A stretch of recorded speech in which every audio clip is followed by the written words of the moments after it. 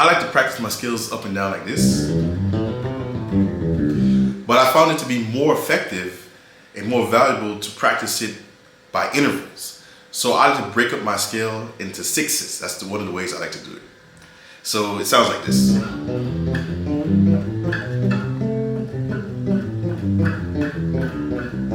And the way you do it is you got to know your modes, right? Because you'll find a 6 by just counting to 6, like this. You start from the root note, 1, 2, 3, 4, 5, 6, and that's a 6. And then you go up to the next mode, which would be D Dorian, because we're in the key of C.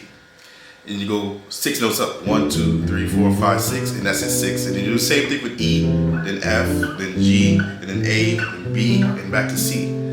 So one of the benefits of playing sixes, technically, is that you're conditioning your left hand to make that kind of awkward shape, right? Because you're crossing over a string just to get to that next note. And then also with your right hand, you're training your right hand to do that string crossing thing, which is one of the most difficult things to do on bass.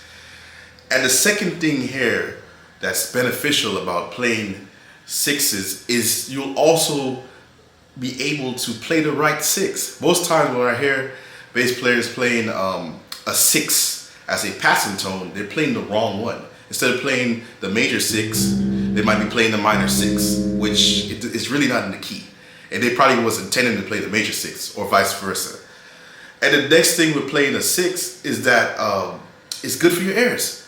You know, it's great air training practice. When you go to the record and you hear that interval, you know, if you're transcribing a melody or a bass line and you hear that interval of a 6, and you know, whether it's going root to 6 or 6 to root, then you'll be able to decipher what it is without even touching your bass.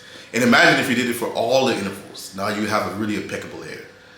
If you want to learn more about my studies and my practices, please send a DM or email.